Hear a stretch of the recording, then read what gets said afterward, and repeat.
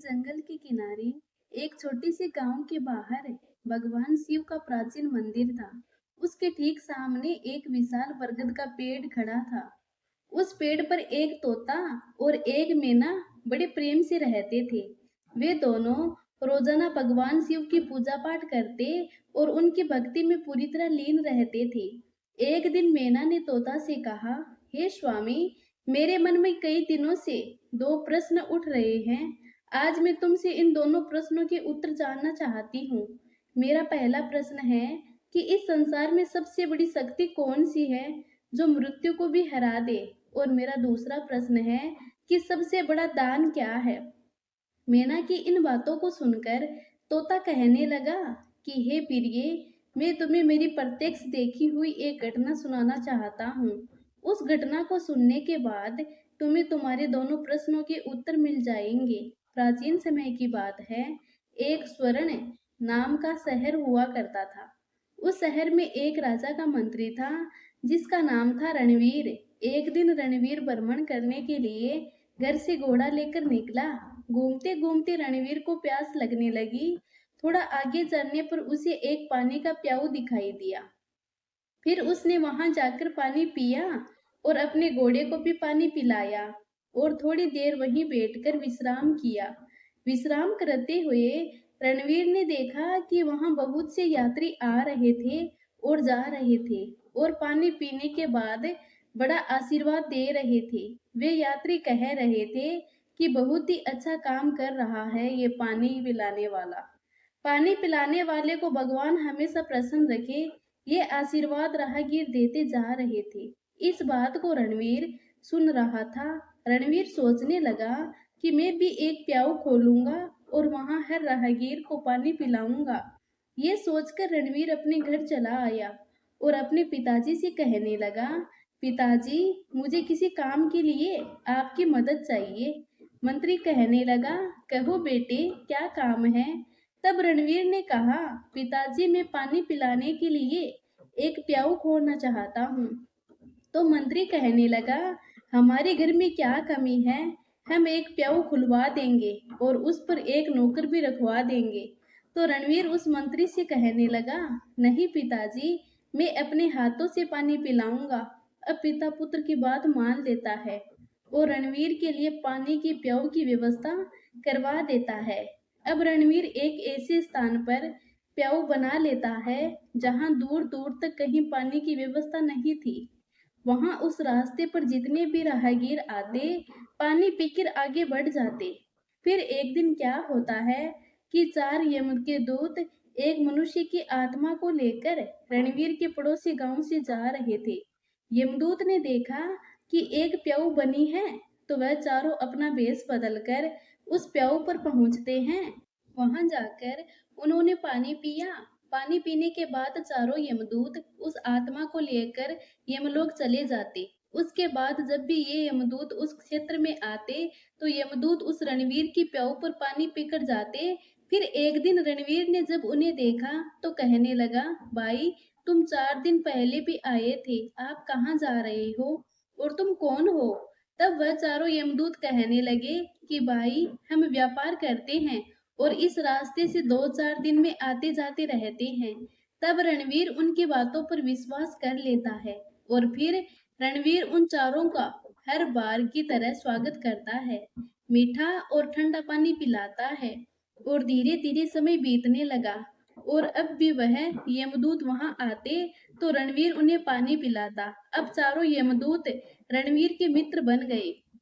इसके बाद जब भी वे चारों यमदूत उस मार्ग से आते तो रणवीर की प्याऊ पर जरूर आते और वहां बैठकर उससे बातें करते और फिर चले जाते। अब रणवीर के विवाह का समय आया तो रणवीर ने अपने उन चारों मित्रों को निमंत्रण दिया। फिर वे चारों यमदूत उसके विवाह में सम्मिलित हुए। विवाह होने के बाद रणवीर अपनी पत्नी को अपने घर ले आया। उसके बाद कुछ समय और निकला। फिर एक दिन यमराज उन यमदूतों से कहते हैं, ठीक 12 बजे तुम्हें एक रणवीर नामक व्यक्ति को लाना है। यमराज ने उन यमदूतों को 24 घंटे पहले ही बता दिया था। अब चारों यमदूत सोचते हैं कि रणवीर तो हमारा मित्र है, लेकिन अब क्या कर सकते हैं? यमराज का आदेश तो मानना ही होगा। यमदूत रणवीर के प्याऊ पर आते हैं। जहां रणवीर राहगीरों को पानी पिला रहा था, वहां जाकर वे चारों यमदूत मनुष्य का रूप धारण करते हैं और रणवीर के पास आकर पानी पीते हैं और पानी पीने के बाद चारों रोने लग जाते हैं।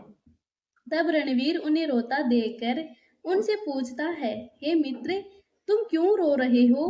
तुम बताओ। मैं इस क्षेत्र के मंत्री का पुत्र हूँ। अगर तुम्हें किसी ने सताया है तो मैं उसे दंडित जरूर करूंगा। फिर उनमें से कोई जवाब नहीं देता है। चारों एक दूसरे को देखने लगते हैं। उनमें से सबसे छोटा वाला यमदूत सबसे ज्यादा रो रहा था। रणवीर उसे कहता है, मुझे बताओ कि तुम क्यों रो रहे हो? आखिर क्या हुआ है? फिर वह छोटा वाला यमदूत कहता है, मित्र, क्या बताऊं, हम चारों कोई मनुष्य नहीं, हम चारों यमदूत हैं। और जब भी इस क्षेत्र से किसी आत्मा को लेकर जाते थे तो तुम्हारी प्याऊ पर पानी पीने के लिए आ जाते और धीरे धीरे तुमसे हमारी मित्रता हो गई। ये सुनकर रणवीर भयभीत हो गया। फिर सबसे छोटा यमदूत कहने लगा, हे मित्र, ठीक 12 बजे तुम मृत्यु को प्राप्त हो जाओगे। हमारी मित्रता के मोह के कारण हमें रोना आ रहा है। यमराज ने हमें आज्ञा दी है कि मैं सर्प बनकर तुम्हें डसूंगा और ये जो 3 मेरे बड़े भाई हैं, ये तुम्हारे प्राणों को लेकर चले जाएंगे। फिर रणवीर कहने लगा, मित्र, जब मेरी मृत्यु का समय आ ही चुका है तो तुम्हारे रोने से क्या लाभ? इसमें भला तुम भी क्या कर सकते हो? मैं मृत्यु से नहीं डरता। मैं तुम्हारे साथ चलने के लिए तैयार हूँ।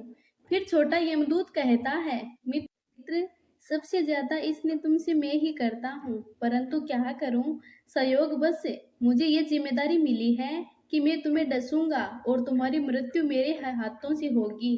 तब रणवीर कहने लगा, ठीक है मित्र, कोई बात नहीं, जो ये आता है उसे एक ना एक दिन जाना ही पड़ेगा। मृत्यु को कोई नहीं टाल सकता। फिर वह छोटा यमदूत कहता है, देखो रणवीर, ठीक 12 से 10 मिनट पहले हम चारों यमदूत तुम्हारे घर की सीढ़ियों पर बैठ जाएंगे और 10 मिनट बाद तुम्हें ले जाएंगे। इतना कहकर वे चारों यमदूत अदृश्य हो गए। और अब रणवीर फिर थोड़ा सा घबराया और अपने घर को चल दिया। उसने रात को ये बात अपनी पत्नी से नहीं बताई। सुबह हुई। अब रणवीर इंतजार करने लगा कि कब 12 बजे, और जब 12 बजने का समय नजदीक आया तो वह छोटा वाला यमदूत सर्प का रूप धारण कर लेता है और सीढ़ियों पर बैठ जाता है। इधर रणवीर मन में विचार कर रहा था कि मैं थोड़ी देर में मरने वाला हूँ और मेरी नई नवेली पत्नी है, तो क्यों ना थोड़ी देर में अपनी पत्नी से बात कर लेता हूँ।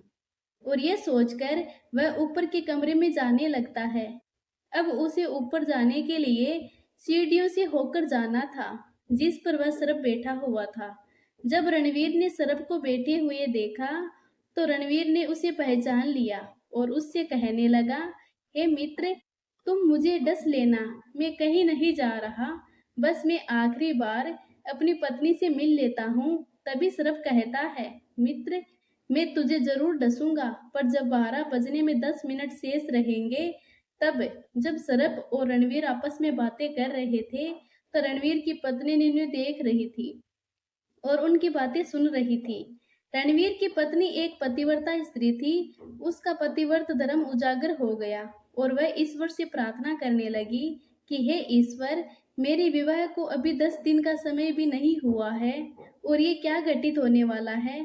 फिर तोता कहता है कि वह एक मंत्री पुत्र की पुत्र वधू थी। उसने 36 प्रकार के व्यंजन भोजन में बनाए थे। और इधर क्या होता है कि उस शहर में एक बहुत ही गरीब व्यक्ति रहता था और उस गरीब की एक लड़की थी जो 2 महीने से गर्भवती विधवा थी। वह अपने गरीब पिता के घर में रहती थी क्योंकि उसके ससुराल में उसके पति के मरने के बाद उसका कोई सहारा नहीं था। और जिस दिन रणवीर को वह सर्प डसने वाला था, उसी दिन उस लड़की के गर्भ से एक नवजात शिशु पैदा हुआ और वह लड़की जिसका प्रसव हुआ था उसे बहुत जोर से भूख लगने लगी। तो वह लड़की अपने माता पिता से कहने लगी कि मुझे बहुत तेज भूख लग रही है, मुझे कुछ खाने को दीजिए। तो पिता कहने लगा, बेटी, मेरे पास खाने के लिए कुछ नहीं है, मैं तुम्हें भला क्या दे सकता हूँ। ऐसे में वह लड़की बोली, यदि तुम मुझे खाने को नहीं दोगे तो ये जो बच्चा मेरे गर्भ से पैदा हुआ है, मैं इसे खा जाऊंगी।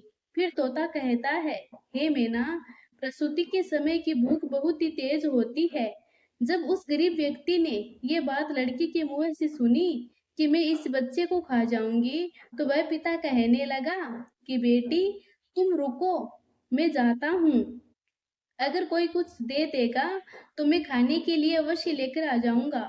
उस लड़की का पिता भिक्षा मांगते हुए चला जा रहा। जो कोई उसे देखता तो दरवाजा बंद कर देता। इस प्रकार भिक्षा मांगते मांगते वह व्यक्ति इस मंत्री के महल के पास आया, जहां पर रणवीर से काल सर्प बनकर बातें कर रहा था और उसकी पत्नी छत से उसे देख रही थी और ईश्वर से प्रार्थना कर रही थी। तभी वह मांगने वाला आवाज लगाता है, मुझे कोई भोजन दे दीजिए, मेरी लड़की का प्रसव हुआ है, उसने एक नवजात शिशु को जन्म दिया है और मेरे पास उसको खिलाने के लिए कुछ नहीं। वह नवजात शिशु को ही खाने वाली। जब ये बात रणवीर की पत्नी ने सुनी तो वह सोचने लगी कि कुछ समय बाद मेरा पति मर जाएगा और मैं विधवा हो जाऊंगी और मुझे अपने पति के साथ सती होना पड़ेगा। तो ये भोजन किस काम आएगा जो मैंने बनाया है, इस भोजन को मैं इस भिखारी को दे देती हूँ। फिर उसने वह भोजन उस गरीब व्यक्ति को दे दिया और भोजन को लेने के बाद वह गरीब व्यक्ति वापस अपने घर चला जाता है और वह गरीब आदमी जाकर उस भोजन को अपनी लड़की को खिला देता है। 36 प्रकार के व्यंजनों को जब उस लड़की ने जी भरकर खा लिया तो पूछने लगी कि पिताजी, आज इतना अच्छा भोजन किसने दिया। तब उसके पिता ने कहा, बेटी, हमारे गांव के मंत्री साहब की जो पुत्र वधू है, जिसका विवाह है अभी कुछ दिन पहले ही हुआ था, उसने ही मुझे ये भोजन दिया है। तो वह लड़की कहने लगी, हे भगवान, उसका सुहाग अमर रहे। उस लड़की ने आत्मा से आशीष दिया कि उस औरत का सुहाग अमर रहे। फिर भगवान विष्णु का सिंहासन हिल गया तो उन्होंने नारद मुनि को बुलाया और कहा कि मृत्यु लोक में देखकर आओ कि मेरे किसी भक्त पर बहुत बड़ा संकट है, जिस कारण मेरा सिंहासन हिल रहा है। तब नारद मुनि भगवान विष्णु की आज्ञा अनुसार देखते हैं कि भगवान विष्णु का सिंहासन क्यों हिल रहा है। तो नारद मुनि देखकर बताते हैं कि बिल्कुल भूखी आत्मा, जिसने कुछ समय पहले ही एक नवजात शिशु को जन्म दिया था, वह भूख से व्याकुल थी। उसे भोजन मिलने के कारण उसने अंतर आत्मा से ये कह दिया कि भोजन देने वाली औरत का सुहाग अमर रहे, अर्थात उसका पति जीवित रहे। और उधर यमराज ने उसके पति के प्राण लेने के लिए यमदूतों को भेज दिया। वे बस 10 मिनट बाद ही उसके प्राण लेने वाले। फिर नारद मुनि भगवान विष्णु से कहते हैं, हे प्रभु, प्रकृति के नियमों के अनुसार रणवीर की मृत्यु का समय आ गया है और उसे लेने के लिए यमदूत उसके घर बैठे हुए हैं। और उधर एक दिव्य आत्मा ने अपनी संपूर्ण शक्ति से रणवीर की पत्नी को आशीष दे दिया है कि उस औरत का सुहाग अमर रहे। फिर भगवान विष्णु कहने लगे, नारद, मुझे उस आत्मा का मान रखना पड़ेगा, चाहे मेरे कार्य में परिवर्तन ही क्यों ना हो जाए। भगवान विष्णु अपने भक्त की रक्षा करने के लिए उस प्रसाद वाली लड़की की आत्मा के वचन को उस रणवीर के कवच को कवच बनाकर डाल देते हैं। तब तक घड़ी में 12 बजने में 10 मिनट बाकी। तब रणवीर उस यमदूत से कहने लगा, हे मित्र, अब तुम मुझे डस लो और मैं तुम्हारे साथ चलने के लिए तैयार हूँ। फिर सरप ने रणवीर को डसा और वह सोचने लगा कि 10 मिनट में रणवीर मर जाएगा, लेकिन 10 मिनट बाद भी उस रणवीर को कुछ नहीं हुआ। फिर सरप कहने लगा, मित्र, तुम्हें कुछ हो रहा है क्या। रणवीर कहने लगा, हे मित्र, मुझे कुछ नहीं हुआ है। फिर सरप ने उसके ऊपर तीव्र विष डाला, परंतु उस रणवीर की रक्षा तो स्वयं भगवान कर रहे। जिस कारण से सर्प के विष का असर रणवीर पर नहीं हुआ। फिर रणवीर सर्प से कहने लगा, मित्र, तुम मुझे पूरी ताकत से डसो। फिर तीसरी बार उस सर्प ने पूरी शक्ति से रणवीर को डसा, परंतु रणवीर का बाल भी बांका नहीं। फिर रणवीर को जीवित देखकर चारों यमदूत हक्के बक्के रह गए और कहने लगे, हमें इसके लिए यमराज के पास जाना पड़ेगा। फिर वह चारों यमदूत यमराज के पास पहुंचते हैं और यमराज से कहने लगते हैं, यमराज, हमने बहुत प्रयास किया, परंतु उस रणवीर नामक व्यक्ति का जहर का असर नहीं हुआ।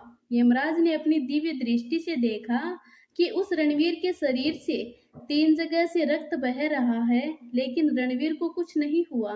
तभी यमराज भगवान विष्णु के पास पहुंच जाते हैं और कहते हैं, प्रभु, मैं अपने पद से इस्तीफा देना चाहता हूँ। भगवान विष्णु कहने लगे, क्यों, क्या हुआ? तब यमराज कहने लगे कि प्रभु, प्रकृति के नियम में परिवर्तन हो गया है। जिस व्यक्ति की मृत्यु का समय आया था, वह व्यक्ति 3 बार प्रहार करने से भी नहीं मर रहा। इसका क्या कारण है? तब भगवान विष्णु कहते हैं, हे यमराज, ये आत्मा की शक्ति है। फिर यमराज कहते हैं, हे प्रभु, ये आत्मा की शक्ति क्या होती है? तब भगवान विष्णु कहते हैं, यदि कोई व्यक्ति अपनी अंतरात्मा से किसी दूसरे व्यक्ति को आशीष या श्राप दे देता है, तो उसको झूठा करने की शक्ति मेरे अंदर भी नहीं मिलती है, चाहे फिर मुझे उसके लिए प्रकृति के नियमों में ही परिवर्तन क्यों ना करना पड़े। फिर भगवान विष्णु कहते हैं, यमराज, जरा ध्यान से देखिए, एक ऐसी गरीब औरत जिसका पति उसे 2 महीने पहले ही छोड़कर मर गया और जो अपने पिता के पास रह रही और पिता के पास भी खाने को कुछ नहीं मिले और जिसे कुछ समय पहले ही एक शिशु को जन्म दिया था, उसे भोजन नहीं मिल रहा था। उसकी आत्मा भोजन के लिए तड़प रही थी। वह अपने नवजात बच्चे को खाने को तैयार थी और उसको भोजन उपलब्ध कराया उस रणवीर की पत्नी ने, और उस औरत ने उसे ऐसा आशीष दिया कि उसका सुहाग अमर हो जाए। इसीलिए ये यमराज, जो व्यक्ति मुझ में एकाग्र होकर आशीष या श्राप देता है, मैं उसके वचन को कभी झूठा नहीं होने देता। इसीलिए हे यमराज, तुम्हें रणवीर की आयु 100 वर्ष और बढ़ानी होगी। फिर यमराज रणवीर की आयु को 100 वर्ष बढ़ा देते हैं। फिर तोता कहता है, हे मैना, तुम्हारा पहला प्रश्न था कि संसार में सबसे बड़ी शक्ति कौन सी है जो मृत्यु को हरा देती है। तो समझ लो, सबसे बड़ी शक्ति होती है आत्मा की शक्ति। यदि कोई व्यक्ति आत्मा से आशीर्वाद या श्राप दे दे तो उसे ईश्वर भी टाल नहीं सकता। तुम्हारा दूसरा प्रश्न था कि सबसे बड़ा दान क्या है, तो समझ लो, भूखे को भोजन कराना सबसे बड़ा दान माना जाता है। भूखे को भोजन कराना सबसे बड़ा दान होता है। दोस्तों, इस प्रकार तोते ने मैना को बताया कि इस संसार में सबसे बड़ी शक्ति कौन सी है और सबसे बड़ा दान क्या है। दोस्तों, आपको ये कहानी कैसी लगी? एक प्यारा सा कमेंट जरूर करें। अगर कहानी पसंद आई हो तो वीडियो को लाइक करके ज़्यादा से ज़्यादा शेयर करें। चैनल को सब्सक्राइब जरूर कर लें। मिलते हैं अगली कहानी में। तब तक के लिए अपना ख्याल रखिए। आपका बहुत बहुत धन्यवाद। जय श्री राम दोस्तों।